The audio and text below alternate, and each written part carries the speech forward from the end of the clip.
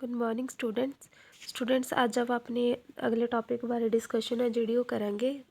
Next topic ਹੋਏਗਾ ਤੁਹਾਡਾ question number 38 ਔਰ ਇਹਦੇ ਵਿੱਚ ਆਪਾਂ ਕੁਝ ਜਿਹੜੇ ਨਿਊ ਕਨਸੈਪਟ ਆ ਉਹਨਾਂ ਨੂੰ ਕਵਰ ਕਰਾਂਗੇ। ਸੋ ਆਈ ਹੋਪ ਕਿ ਤੁਸੀਂ ਇਸ ਵੀਡੀਓ ਨੂੰ ਐਂਡ ਤੱਕ ਦੇਖੋਗੇ ਔਰ ਜੋ ਵੀ ਆਪਣੇ ਟੌਪਿਕਸ ਆ ਉਹਨਾਂ ਨੂੰ ਧਿਆਨ ਨਾਲ ਨੋਟ ਆਊਟ ਕਰੋਗੇ। ਸੋ ਆਪਣੇ ਇਸ ਕੁਐਸਚਨ ਦੇ ਵਿੱਚ ਦੇਖੋ ਆਪਾਂ ਨੂੰ balance sheet, profit and loss and trading account ਤਿੰਨੇ ਬਣਾਉਣ ਦੇ ਲਈ ਬੋਲਿਆ ਗਿਆ ਹੈ ਔਰ ਉਹਦੇ ਰਿਲੇਟਡ ਤੁਹਾਨੂੰ ਜਿਹੜੀਆਂ ਐਂਟਰੀਜ਼ ਆ ਉਹ ਗਿਵਨ ਨੇ ਔਰ ਇਹਦੇ ਨਾਲ ਹੀ ਤੁਹਾਨੂੰ ਕੁਝ ਐਡਜਸਟਮੈਂਟਸ ਆ ਜਿਹੜੀਆਂ ਉਹ ਇਹਦੇ ਵਿੱਚ ਦਿੱਤੀਆਂ ਹੋਈਆਂ ਨੇ। ਐਡਜਸਟਮੈਂਟ ਦੇ ਵਿੱਚ ਤੁਹਾਨੂੰ ਕਿਹਾ ਹੋਇਆ ਕਿ ਡੈਪਰੀਸ਼ੀਏਸ਼ਨ ਆ 5%, ਫਰਨੀਚਰ ਐਂਡ ਫਿਟਿੰਗ ਤੇ ਪਲਾਂਟ ਐਂਡ ਮਸ਼ੀਨਰੀ ਤੇ 10% ਦੀ ਆ। ਦੈਨ ਕਲੋਜ਼ਿੰਗ ਸਟਾਕ ਆ ਜੋ ਉਸ ਤੋਂ ਬਾਅਦ ਹੈਗੀਆਂ ਵੇਜਿਸ ਜਿਹੜੀਆਂ ਓਇੰਗ ਲਿਖਿਆ ਹੋਇਆ ਇਹਦਾ ਮਤਲਬ ਹੁੰਦਾ ਹੈ ਕਿ ਉਹ ਵੇਜਿਸ ਜਿਹੜੀਆਂ ਹਜੇ ਦੇਣ ਵਾਲੀਆਂ ਰਹਿੰਦੀਆਂ ਏ। ਇਹਦਾ ਮਤਲਬ ਇਹ ਹੁੰਦਾ ਕਿ ਆਊਟਸਟੈਂਡਿੰਗ ਪਈਆਂ ਕੁਝ ਵੇਜਿਸ ਜਿਹੜੀਆਂ ਦੇਣੀਆਂ ਏ। ਤਾਂ ਨੈਕਸਟ ਆਪਣੇ ਕੋਲੇ ਜਿਹੜੀਆਂ ਵੇਜਿਸ ਆ 500 ਦੀਆਂ ਆਊਟਸਟੈਂਡਿੰਗ ਆ ਔਰ ਇੰਸ਼ੋਰੈਂਸ ਆ ਜਿਹੜਾ ਉਹ ਐਡਵਾਂਸ ਪੇ ਕੀਤਾ ਗਿਆ ਏ 20 ਰੁਪੀਜ਼ ਦਾ। ਫਿਰ ਪਲਾਂਟ ਹੈਗੇ ਆ, ਪਲਾਂਟ ਦੀ ਜਿਹੜੀ ਵੈਲਿਊ 1000 ਆ ਬੁੱਕ ਦੇ ਵਿੱਚ ਅਤੇ ਉਹਨੂੰ ਸੇਲ ਕੀਤਾ ਗਿਆ 380 ਦਾ। ਨੈਕਸਟ ਆਪਣੇ ਕੋਲ ਇਨਵੋਇਸ ਆ ਜਿਹਦੀ ਅਮਾਊਂਟ ਹੈਗੀ ਆ 240 ਦੀ ਔਰ ਉਹ ਵੀ ਬੁੱਕ ਦੇ ਵਿੱਚੋਂ ਓਮਿਟਡ ਆ। ਓਮਿਟਡ ਮਤਲਬ ਕਿ ਉਹਨੂੰ ਰਿਕਾਰਡ ਨਹੀਂ ਕੀਤਾ ਗਿਆ। ਜਿਹੜੀ ਚੀਜ਼ ਨਹੀਂ ਰਿਕਾਰਡ ਕੀਤੀ ਗਈ ਹੁਣ ਜਿਹੜਾ ਟ੍ਰੇਡਿੰਗ ਅਕਾਊਂਟ ਬਣੂਗਾ ਜਾਂ ਫਾਈਨੈਂਸ਼ੀਅਲ ਸਟੇਟਮੈਂਟ ਬਣੂਗੀ ਉਹਦੇ ਵਿੱਚ ਉਹਨੂੰ ਰਿਕਾਰਡ ਕੀਤਾ ਜਾਊਗਾ। ਫਿਰ ਆਪਣੇ ਕੋਲ ਹੈਗੀ ਆ ਕੁਝ ਪ੍ਰਾਈਵੇਟ ਪਰਚੇਜ਼ਿਸ ਜੋ 240 ਦੀਆਂ ਹੀ ਆ ਕਿ ਕੰਪਨੀ ਦੇ ਵਿੱਚ ਪ੍ਰਾਈਵੇਟ ਤੌਰ 'ਤੇ ਕਿਸੇ ਪਰਸਨ ਨੇ ਕੁਝ ਸਮਾਨ ਖਰੀਦਿਆ। ਜਿਹੜਾ ਪ੍ਰਾਈਵੇਟ ਪ੍ਰੋਪਰਟੀ ਹੁੰਦੀ ਆ ਉਹਨੂੰ ਅਸੀਂ ਡਰਾਇੰਗ ਦਾ ਨਾਮ ਦਿੰਦੇ ਹਾਂ। ਸੋ ਇਹ ਵੀ ਆਪਣੇ ਕੋਲ ਕੀ ਆ, ਇਹ ਇੱਕ ਐਂਟਰੀ ਆ ਜੋ ਆ ਨਿਊ ਆ, ਇਸ ਤੋਂ ਪਹਿਲਾਂ ਨਹੀਂ ਰਿਕਾਰਡ ਹੋਈ। ਸੋ ਇਹਨਾਂ ਸਾਰੀਆਂ ਐਂਟਰੀਜ਼ ਨੂੰ ਤੁਸੀਂ ਜਿਹੜੀਆਂ trading account, profit and loss ਔਰ ਬੈਲੈਂਸ ਸ਼ੀਟ ਦੇ ਵਿੱਚ ਰਿਕਾਰਡ ਕਰੋਗੇ। ਫਸਟ ਆਫ ਆਲ ਆਪਣੇ ਕੋਲ ਹੈਗਾ ਏ ਟ੍ਰੇਡਿੰਗ ਅਕਾਊਂਟ। ਟ੍ਰੇਡਿੰਗ ਅਕਾਊਂਟ ਦੇ ਵਿੱਚ ਜਿਵੇਂ ਤੁਹਾਨੂੰ ਕੀ ਪਤਾ ਹੈ ਕਿ ਸਭ ਤੋਂ ਪਹਿਲਾਂ ਆਪਾਂ ਓਪਨਿੰਗ ਸਟਾਕ ਲਿਖਦੇ ਹਾਂ। ਆਪਾਂ ਨੂੰ ਓਪਨਿੰਗ ਸਟਾਕ ਦਿੱਤਾ ਹੋਇਆ ਸਟੇਟਮੈਂਟ ਦੇ ਵਿੱਚ ਦਿੱਤਾ ਹੋਇਆ ਔਰ ਉਹ ਹੈਗਾ ਆਪਣੇ ਕੋਲ 6160 ਔਰ ਉਸ ਤੋਂ ਬਾਅਦ ਆਪਣੇ ਕੋਲ ਹੈ ਪਰਚੇਜ਼ ਦੇ ਵਿੱਚ ਆਪਣੇ ਕੋਲ ਹੈ ਜਿਹੜੀ ਵੈਲਿਊ ਉਹਨੂੰ ਤੁਸੀਂ ਪਹਿਲਾਂ ਪਰਟੀਕੂਲਰ ਦੇ ਕਾਲਮ ਵਿੱਚ ਹੀ ਰਿਕਾਰਡ ਕਰੋਗੇ। ਜਿਹੜੀ ਇਹ ਪਰਟੀਕੂਲਰ ਦੇ ਕਾਲਮ ਵਿੱਚ ਰਿਕਾਰਡ ਹੋਈ ਆ ਉਹਦੇ ਵਿੱਚ ਜਿਹੜੀ ਓਮਿਟਡ ਵੈਲਿਊ ਆ ਜੋ ਆਪਾਂ ਨੂੰ ਐਡਜਸਟਮੈਂਟ ਦੇ ਵਿੱਚ ਦਿੱਤੀ ਹੋਈ ਹੈ ਵੈਲਿਊ, ਉਸ ਓਮਿਟਡ ਹੋਈ ਚੀਜ਼ ਨੂੰ ਇੱਥੇ ਐਡ ਕਰੋਗੇ, ਜੋੜੋਗੇ। ਐਡ ਕਰਕੇ ਤੁਹਾਡੇ ਕੋਲ ਵੈਲਿਊ ਆ ਬਣ ਜਾਏਗੀ। ਹੁਣ ਇਹ ਵੈਲਿਊ ਜਿਹੜੀ ਬਣੀ ਹੈ ਤੁਹਾਡੇ ਕੋਲ ਇੱਕ ਟੋਟਲ ਪਰਚੇਜ਼ ਆ। ਹੁਣ ਇਹਦੇ ਵਿੱਚੋਂ ਜੇ ਕਿਸੇ ਪਰਸਨ ਨੇ ਪਰਚੇਜ਼ ਵਿੱਚੋਂ ਕੋਈ ਮਟੀਰੀਅਲ ਆ ਜਿਹੜਾ ਉਹ ਪ੍ਰਾਈਵੇਟ ਤੌਰ 'ਤੇ ਰੱਖਿਆ ਏ, ਯਾਨੀ ਕਿ ਉਹਨੇ ਇਹਦੇ ਵਿੱਚੋਂ ਕਢਾ ਲਏ ਆ। ਪ੍ਰਾਈਵੇਟ ਪਰਚੇਜ਼ ਆ ਜਿਹੜੀ ਉਹ ਆਪਾਂ ਇੱਥੇ ਮਾਈਨਸ ਕਰਾਂਗੇ ਕਿਉਂਕਿ ਉਹ ਡਰਾਇੰਗ ਨੂੰ ਰਿਪਰਜੈਂਟ ਕਰਦੀ ਆ। ਸੋ ਜੋ ਓਮਿਟਡ ਆ ਉਹਨੂੰ ਐਡ ਕਰੋਗੇ, ਜੋ ਪ੍ਰਾਈਵੇਟ ਪਰਚੇਜ਼ ਆ ਉਹਨੂੰ ਤੁਸੀਂ ਲੈਸ ਕਰੋਗੇ। ਜਦੋਂ ਵੀ ਇਹਦੇ ਵਿੱਚ ਰਿਕਾਰਡ ਕਰੋਗੇ ਐਂਟਰੀਜ਼ ਨੂੰ ਤਾਂ ਆਪਣੇ ਕੋਲ ਜਿਹੜੀ ਵੈਲਿਊ ਬਣੂਗੀ ਹੁਣ ਇਹਨਾਂ ਦੋਨਾਂ ਨੂੰ ਐਡ ਔਰ ਮਾਈਨਸ ਕਰਕੇ ਉਹ ਤੁਸੀਂ ਇੱਧਰ ਸ਼ਾਮਿਲ ਕਰੋਗੇ, ਇੱਧਰ ਰਿਕਾਰਡ ਕਰੋਗੇ। ਫਿਰ ਆਪਣੇ ਕੋਲ ਹੋਗੀ ਵੇਜਿਸ ਤੁਹਾਨੂੰ ਸਟੇਟਮੈਂਟ ਦੇ ਵਿੱਚ ਦਿੱਤੀਆਂ ਹੋਈਆਂ ਔਰ ਉਸ ਤੋਂ ਬਾਅਦ ਆਪਾਂ ਨੂੰ ਐਡਜਸਟਮੈਂਟ ਦੇ ਵਿੱਚ ਉਹਨਾਂ ਨੇ ਆਊਟਸਟੈਂਡਿੰਗ ਦਿੱਤੀਆਂ ਹੋਈਆਂ 500 ਦੀਆਂ। ਆਊਟਸਟੈਂਡਿੰਗ ਰਹਿੰਦੀਆਂ ਸੀ ਸੋ ਉਹਨਾਂ ਨੂੰ ਤੁਸੀਂ ਐਡ ਕਰ ਦੋਗੇ। ਜਿਹੜਾ ਹੈਗਾ 8462 ਤੁਹਾਡੇ ਕੋਲ ਬੈਲੈਂਸ ਆਊਗਾ ਉਹ ਤੁਸੀਂ ਇੱਧਰ ਡੈਬਿਟ ਸਾਈਡ 'ਤੇ ਰਿਕਾਰਡ ਕਰਨਾ ਹੈ। ਦੈਨ ਲਾਈਟਿੰਗ ਐਂਡ ਹੀਟਿੰਗ ਉਹ ਆਪਾਂ ਨੂੰ ਡਾਇਰੈਕਟ ਦਿੱਤੇ ਆ, ਉਹਦੀ ਕੋਈ ਜਰਨਲ ਉਹਦੀ ਕੋਈ ਵੀ ਜਿਹੜੀ ਐਡਜਸਟਮੈਂਟ ਨਹੀਂ ਆ, ਕੋਈ ਅਦਰ ਵੈਲਿਊ ਨਹੀਂ ਹੈਗੀ ਆਪਣੇ ਕੋਲ। ਇਲੈਕਟ੍ਰਿਕ ਪਾਵਰ ਆ ਉਹ ਵੀ ਰਿਕਾਰਡ ਹੋਊਗੀ। ਉਸ ਤੋਂ ਬਾਅਦ ਆਪਾਂ ਇੱਧਰਲੀ ਸਾਈਡ ਜਾਵਾਂਗੇ ਜਿੱਥੇ ਆਪਾਂ ਸੇਲ ਲਿਖਾਂਗੇ। ਸੇਲ ਆਪਣੇ ਕੋਲ ਦਿੱਤੀ ਹੋਈ ਹੈ, ਲੈਸ ਕੀਤਾ ਹੋਇਆ ਪਹਿਲਾਂ ਹੀ ਉਹਦੇ ਵਿੱਚੋਂ ਰਿਟਰਨ ਔਰ ਆਪਣੀ ਨੋਰਮਲ ਸੇਲ ਹੈਗੀ ਆ ਇੱਧਰ ਜੋ ਆਪਾਂ ਰਿਕਾਰਡ ਕੀਤੀ ਹੋਈ ਆ। ਉਸ ਤੋਂ ਬਾਅਦ ਆਪਣੇ ਕੋਲ ਹੈ ਕਲੋਜ਼ਿੰਗ ਸਟਾਕ ਵੀ ਆਪਾਂ ਨੂੰ ਦਿੱਤਾ ਹੋਇਆ ਬਟ ਕਲੋਜ਼ਿੰਗ ਸਟਾਕ ਆਪਾਂ ਨੂੰ ਐਡਜਸਟਮੈਂਟ ਦੇ ਵਿੱਚ ਦਿੱਤਾ ਹੋਇਆ 8760 8760 ਰੁਪਏ ਜਿਹੜੇ ਕੀ ਆਪਾਂ ਨੂੰ ਇਹ ਦਿੱਤੇ ਹੋਏ ਆ ਜੋ ਆਪਾਂ ਇੱਧਰ ਰਿਕਾਰਡ ਕਰਾਂਗੇ। Debit and credit side the balance ਆ ਜਿਹੜਾ ਤੁਸੀਂ ਦੋਨੋਂ ਮੈਚ ਕਰੋਗੇ, ਦੇਖੋਗੇ ਕਿ ਡੈਬਿਟ ਸਾਈਡ ਜ਼ਿਆਦਾ ਆ ਜਾਂ ਕ੍ਰੈਡਿਟ ਸਾਈਡ।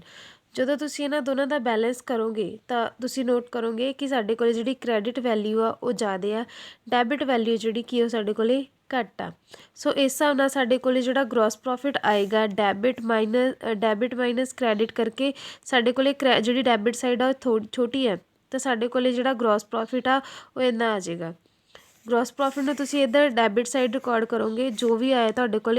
ਉਸ ਤੋਂ ਬਾਅਦ ਆਪਾਂ ਇਸ ਗ੍ਰੋਸ ਪ੍ਰੋਫਿਟ ਦੀ ਹੈਲਪ ਦੇ ਨਾਲ ਸਾਡਾ ਜਿਹੜਾ ਪ੍ਰੋਫਿਟ ਐਂਡ ਲਾਸ ਅਕਾਊਂਟ ਆ ਉਹਨੂੰ ਪ੍ਰਪੇਅਰ ਕਰਾਂਗੇ।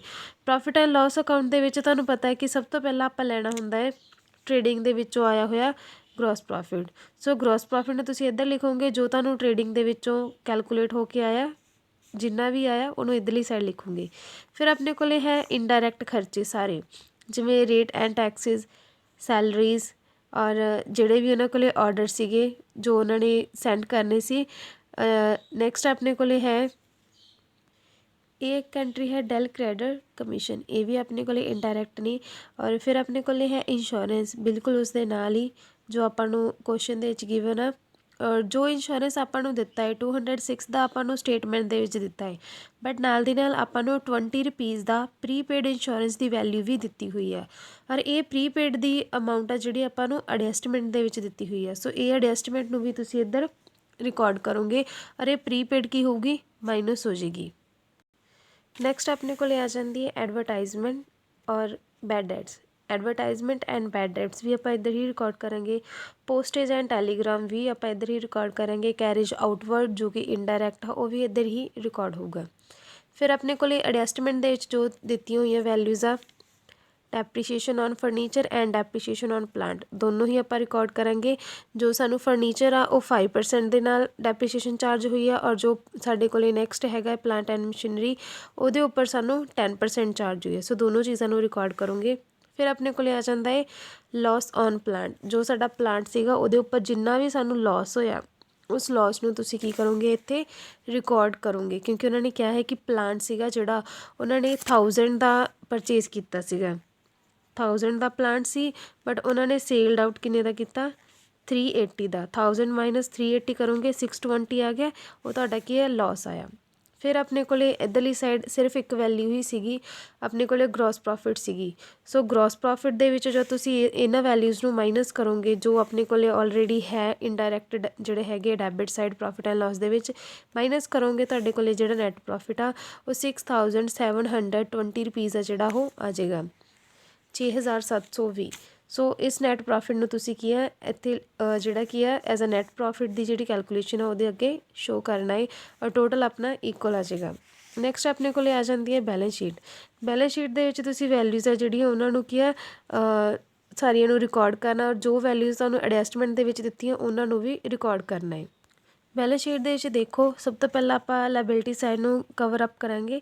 ਲਾਇਬਿਲਿਟੀ ਦੇ ਵਿੱਚ ਆਪਣੇ ਕੋਲ ਹੈ ਸਨਡਰੀ ਕ੍ਰੈਡੀਟਰਸ, ਅਤੇ ਜਿਹਦੇ ਵਿੱਚ ਆਪਾਂ ਐਡ ਕਰਨੀ ਆ ਉਹ ਵਾਲੇ ਪਰਚੇਜ਼ਿਸ ਜੋ ਆਲਰੇਡੀ ਓਮਿਟਡ ਆ, ਜਿਨ੍ਹਾਂ ਨੂੰ ਆਪਾਂ ਐਡਜਸਟਮੈਂਟ ਦੇ ਵਿੱਚ ਦੇਖਿਆ ਸੀ।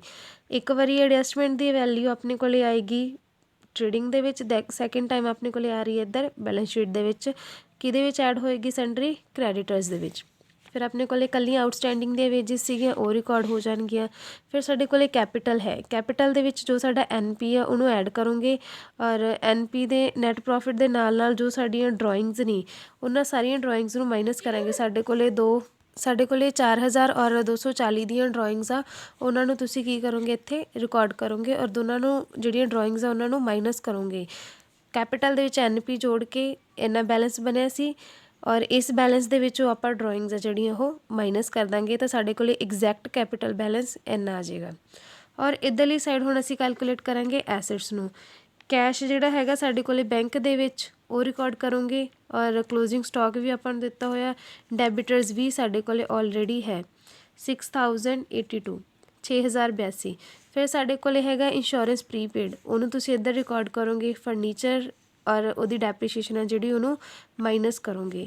ਦੈਨ ਉਸ ਤੋਂ ਬਾਅਦ ਸਾਡੇ ਕੋਲ ਹੈ plant and machinery. Plant and machinery the value ਆ, ਔਰ ਉਹਦੇ ਵਿੱਚੋਂ ਆਪਾਂ ਮਾਈਨਸ ਕਰਾਂਗੇ ਡੈਪਰੀਸ਼ੀਏਸ਼ਨ ਨੂੰ। ਡੈਪਰੀਸ਼ੀਏਸ਼ਨ ਦੇ ਨਾਲ ਨਾਲ ਸਾਨੂੰ ਮਸ਼ੀਨ 'ਤੇ ਕੋਈ ਲਾਸ ਵੀ ਹੋਏ ਨੇ, ਤਾਂ ਲਾਸ ਔਨ ਸੇਲ ਔਰ ਡੈਪਰੀਸ਼ੀਏਸ਼ਨ ਦੋਨੋਂ ਮਾਈਨਸ ਕਰਕੇ 3073 ਸਾਡੇ ਕੋਲ ਇਹਦੀ ਵੈਲਿਊ ਬਣੀ ਹੈ। ਹੁਣ ਸਾਡੇ ਕੋਲ ਸਿਰਫ ਔਰ ਸਿਰਫ ਇੱਕ ਚੀਜ਼ ਬਚਦੀ ਆ, ਲੈਂਡ ਐਂਡ ਬਿਲਡਿੰਗ। ਇਹ ਸਾਡੇ ਕੋਲ ਐਸਟ ਵਾਲੀ ਸਾਈਡ ਲਿਖੀ ਜਾਊਗੀ। ਲੈਂਡ ਐਂਡ ਬਿਲਡਿੰਗ ਦੇ ਵਿੱਚ ਸਾਨੂੰ ਵੈਲਿਊ ਜਿਹੜੀ ਦਿੱਤੀ ਹੋਈ ਆ ਉਹਨੂੰ ਤੁਸੀਂ ਇੱਧਰਲੀ ਸਾਈਡ ਰਿਕਾਰਡ ਕਰ ਦੋਗੇ। ਸੋ ਇਹਦੇ ਨਾਲ ਸਾਡੇ ਐਸਿਟਸ ਐਂਡ ਲਾਇਬਿਲਿਟੀ ਦੋਨੋਂ ਸਾਈਡ ਜਿਹੜੀਆਂ ਕੰਪਲੀਟ ਹੋ ਜਾਣਗੀਆਂ।